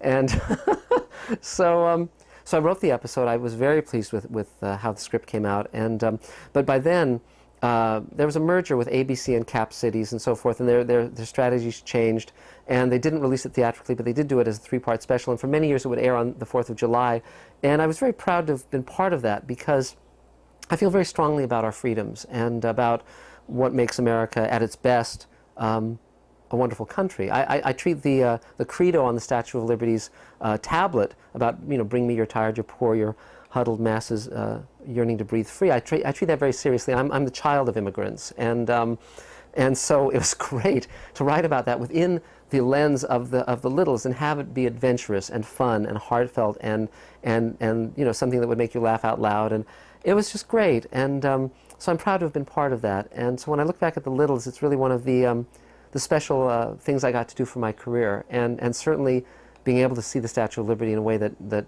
very few people have had the opportunity to see it was a once-in-a-lifetime experience. In terms of how we went about writing them, I wrote them on my own, but I was working very closely primarily with John Chalapan. He was the head of the company. He had this very funny, fractured English he would use, and he would send these memos where he was spelling things phonetically, so it's like they hop on the motos. Well, what's a moto? Oh, motorcycle. Okay. They go in the closed, C-L-O-S-E-D. What is that? Oh, that's how he's pronounced it. Closet. They go in the closet. Okay, great, I got it. And so he's a very fun character, very scruffy and charming and fun and crazy. And so Jean and I would sit down and we'd talk about, okay, we haven't done this sounds like a good idea, or we'd be dealing with the network, and they'd say, okay, how about doing something along these lines? But then what I would do is I would, it was very, by then I was writing a lot of episodes for a number of their series, and as well as for Hanna-Barbera and Marvel and Filmation and so forth. But basically, I'd write an outline. It'd be a few pages long, and then they'd approve it. It was a pretty straightforward process, pretty easy. And then I'd write the script. The scripts would be about 50, 55 pages for a half hour. You'd have about a week to write them, and then maybe a couple of days to do the whatever rewrites. It was very fast, and then they'd shoot it, they'd air it, and it was very direct and very fun. And I wasn't rewritten at all. I mean, basically whatever was on the air is what I wrote, and so there was a great sense of authorship and a great sense of creative freedom in that regard. And it was a good collaborative partnership, and it wasn't art by committee. It was just me and John and whoever the network executive would be at that time, and that, I think it was Jenny Trias. Was the one we were dealing with, and that was it. And also, a lot of my friends were writing other episodes of The Littles, Michael Reeves and so forth. So we'd talk to each other, and we'd say, okay, here's something I have in mind. I want to make sure that you're not doing something similar. We'd try to not step on each other's toes, so that each episode would be fresh and funny and not be repeating what other episodes were doing. In that regard, we weren't given any interference. We were we were all of us in our 20s. We were young and ambitious, and many of us went on to, write best-selling novels and Emmy-winning TV shows and so forth. So this was really our proving ground. And I found when I got into live action on things like, Star Trek: The Next Generation and Deep Space Nine and Babylon 5 and Sliders and all the things I've done. I've sold over 100 scripts over my career and been a producer and a director. I found that writing animation was a very good learning ground, because you learn structure, you learn story, you learn character voice, you learn how to write quickly on deadline, you learn how to take notes and make each draft better than the one previous to it, and you also learn how to deal with executives. So everything I needed to work in live action, everything I needed to work on shows for Universal and CBS and NBC and ABC and all the pilots and all the things I've done, Deke and the other animation companies taught me. It was my university in television writing, and a very good university. Also, the funny thing is, of course, the characters are always in hot water, so you find that the phrase they say more than any other phrase is, "Oh no," and because that things are not going to go smoothly for very long with the Littles or the Smurfs or any of those characters. In terms of character development, I was very hands-on. So they would say, okay, these are the basic characters. You have a series Bible, and it would have maybe the drawings, the illustrations of the characters, because I came aboard before they shot any of the episodes. So you would sort of try to get a sense of what the show was going to be like. I think they might have done a special at that point.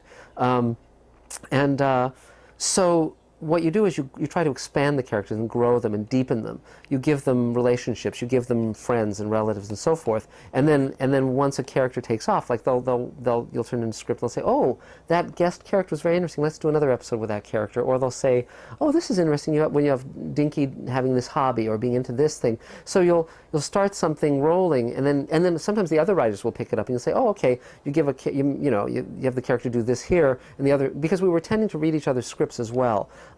Just again, so we would see what we were doing. There was a sense of wanting the show to be consistent, and so we had a pride of workmanship. No one was slumming. No one was saying, "Oh, this is my left-hand work. I can just blow it off." Everyone was trying to do good work. I mean, it's funny because people, when they learn that I wrote for animation, they'll say, "Well, did you write with the kids in mind? Did you write with your audience in mind?" And I always say, "No, I was writing to entertain the kid in me." If I wrote a joke, it had to be something that I found funny. If I was writing an action sequence, it had to be something that I found exciting.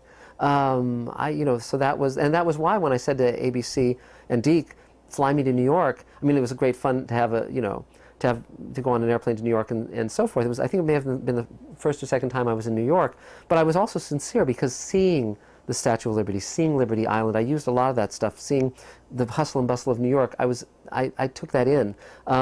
Richard Manning, who was one of my bosses on a number of shows, described me as a method writer, which meant that I had to experience what I was going to write about. And although I don't tend to, I'm not 6 inches tall and I don't fly a miniature airplane, you still have to get into the life and the headset and the heart of the characters you're writing. And so as much as possible, I tried to do that with the Littles. I think the reason I was used so much by Deke and by the other companies was because I had a real sense of what the parameters of a show were. And what I would endeavor to do is work within the parameters of those shows. You don't want to violate the show. You're not going to do the the Littles S&M episode or something. I mean, you're gonna stay within the within what the show is. And fortunately, because I'm a sentimentalist, because I'm entertained by these characters and by this notion of these miniature characters who kind of hide from humans.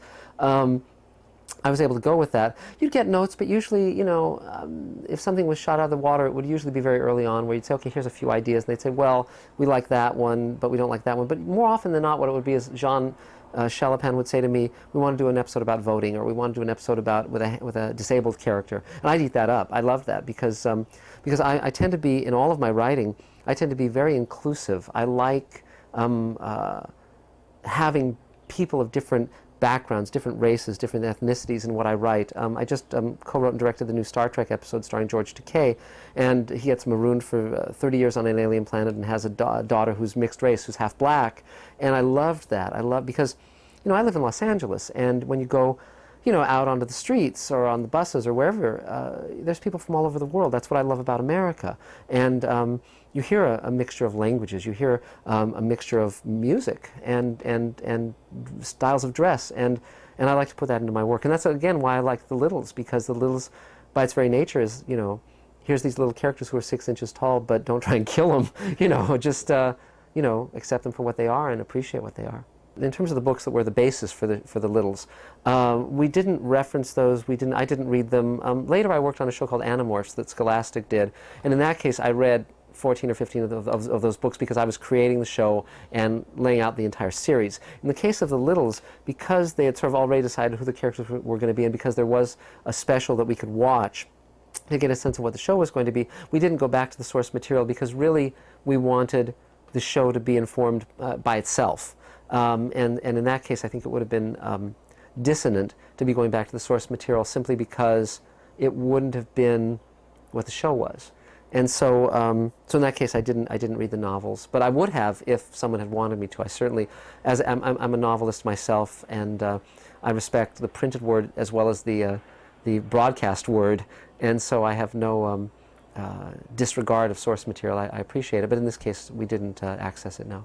Well, it's funny because people have asked me why they gave the Littles rat-like characteristics. The fans are very ardent in terms of these shows because they grew up with them, they love them, and I think I think they didn't just want them to be miniature humans. They wanted to give them something distinctive and somewhat magical. And the idea that they had these qualities, I think, and the pointed ears and all that stuff, it makes them distinct, it makes them their own race, it makes them different. And I think that's kind of cool. I mean, and also, you know, anytime you have any kind of physical difference, you can play sight gags, you know, oh, stop, quit pulling my tail out, dinky, you dunderhead, you know, you can do all that stuff. And so it's fun. And it also allows you to think, well, what would I do if I had a tail? You know, how would I utilize that? You know, people be stepping on it all the time, but I could also maybe, you know, reach out and, you know, grab a Coke or whatever, you know. So, you know, it's fun to role play in that way. And but it's amazing when you meet people who've grown up watching the Littles or the Smurfs, any of these shows that we wrote for. I mean, none of us dreamed that 20, 30 years later, you know, people would be talking to us about these things, that they would be, I mean, when I tell people I wrote for Smurfs, they go, oh, you wrote for Smurfs? It's like I opened King Tut's tomb or something. And, but of course I had that same experience when I wrote The Twilight Zone Companion and I talked to those writers who were, you know, gods to me. It was like, wow, here's someone who wrote, you know, for The Twilight Zone or for Star Trek. So I can put myself in that place and understand why people love shows like The Littles and why they're excited to meet with people who wrote them.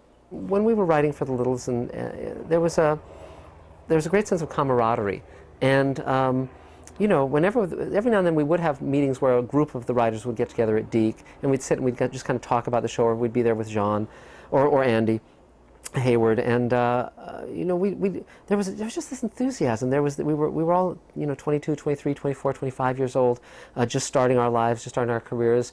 We were very ambitious. We were aiming for the heights, you know, and we had a great sense of optimism. And I think that also shows through in the writing. I think there's a sense of, you know, the Littles have sort of this can-do attitude, which I think is really reflected in what we were feeling at the time. You know, and also we'd hang out socially. We'd have parties. Many of the writers would have parties. Even our agents would have parties. There were only one or two agents working in animation. Candy Montero was my agent at the time, and most of us were represented by Candy. And so we'd have pool parties, barbecues, and we'd hang out, and we'd talk about, you know, science fiction and TV and movies and what we were going to do with our careers, and we'd talk about the characters we were writing, the shows, the Littles. We'd share stories about, you know, Jean said this or Jean did that, or, you know, he's such a character, you know, and we really were friends. We really were confidants and rooting for each other. One thing that was very clear from the beginning was that this wasn't just a show that was supposed to be empty entertainment, that it had a moral and a social purpose, that the notion was, let's tell kids why voting is important. Let's tell kids why, if you're disabled or if someone you know is disabled, why they should be included, not ostracized. And so the trick with that was to not make it preachy. The trick with that was to make it entertaining and make it real to our lives. And but they would have these PSAs. They would have these little bumpers that would not hammer home the point so much as illuminate the point. That would be, you know, Grandpa talking directly to the camera or whatever. And, you know, it was just fun. I mean, there was just a sense of, I mean, I wrote the one about voting, and you know, okay, I was very aware that the kids who were going to watch the show weren't going to go out and vote, or, you know, unless they were able to, you know, put on a deep voice and wear stilts. But I thought, okay, well, you know, kids probably have never talked to anybody about voting. You know, they probably don't have a sense of that and how that works and what that is and why it's important.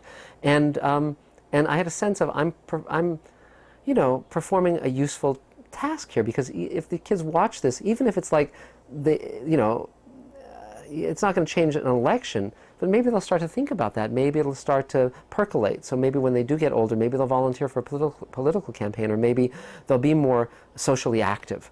And so I was very glad that the show had that element to it, and that sense of purpose. I didn't find it a straitjacket at all. I found it freeing. I liked the character design on the Littles. I liked the way Grandpa looked. I liked the way Dinky looked. I thought, I mean, they were obviously my two favorite characters because they were the most extreme, and you could do the most with them. But, you know, it was, you know, I wrote for a lot of animated shows before I moved on to live action, and with most of them, it was very funny. They interviewed me recently about He-Man, and I have very vague memories of He-Man. It was like, okay, I know people love He-Man, but they tell me I wrote episodes fine, good. But with the Littles, my memories are very, very clear and very, very fond, and It was because I really liked the show, and I really enjoyed writing for it, and I'm very glad to be talking about it after all these years. I haven't talked about the Littles for easily 20 years to anybody, but I'm really enjoying having the chance to share these memories with you today. You were sure going fast, Tom. Where'd you get that raft? You just glue 3 Dixie Cup sticks to 2 popsicle sticks. Then you take a square cardboard tag, punch 2 holes, and insert a rubber band. I'm a rubber band specialist. Patch the 2 ends of the rubber band to the tops of the popsicle sticks, and it's ready to go. Let's go! No, wait, the glue is still fresh. Oh, no!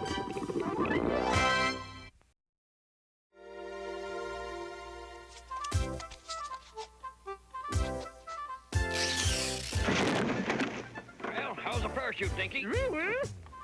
Well, now that you're quiet, at least you'll listen to my instructions. You just tie up the 4 strings to the corner of the square cloth, and when you've tied up all the strings, fasten them to the paper clip. There. It's finished. Good day, tape expert.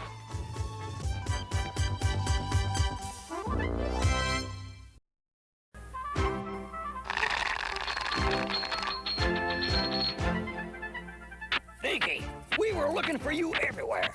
I'm creating the stringophone, Grandpa. The stringophone? A telephone. We just insert each end of the string into these paper cups and pull tight. Stay here, Grandpa Little. You'll be surprised. Do you hear me? It works. Obviously it works. I told you, Grandpa. I am a genius. Look, I put everything here. Good. Let's see Grandpa's instructions. Take a 1-inch cardboard strip of egg carton, 2 buttons and a thread. Glue buttons to the ends of the strip. Cut out a shell-shaped cup of an egg carton. Now suspend strip from top of egg cup with a thread looping through and tying to cup. But be careful. The strip must be suspended from the cup and not touch the ground. It's almost done. Good. We just have to decorate it now. Quick, he's coming. Happy birthday, Slick! It's a little May turtle for you.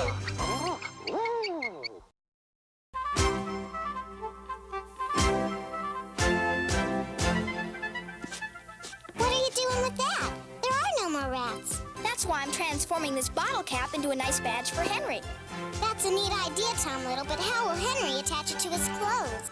Simple, little sister. You cut a piece of egg carton into a circle the size of the inside of the bottle cap. And look, it's easy. Quick, let's take it to Henry.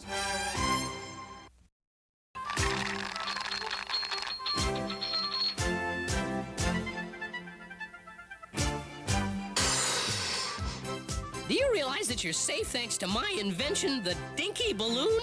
Oh, thanks a lot, Dinky.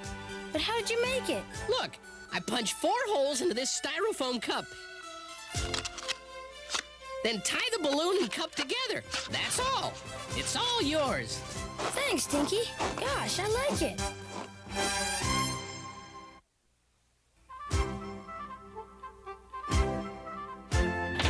Look, there's the truck factory. It's closed today, but I can show you how to make a truck. Great! Cut a milk carton into 2 pieces to form the cab and the dump section. Okay. Then attach the dump section to the cab with brads. But how do we make the wheels? 4 corks and 2 pen refills do the trick. Gosh, a good trick for a truck.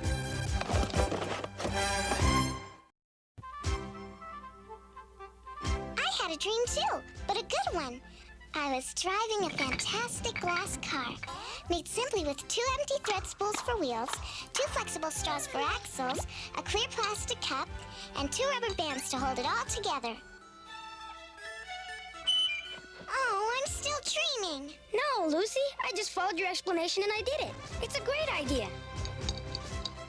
Oh, I love it, Henry. Thanks.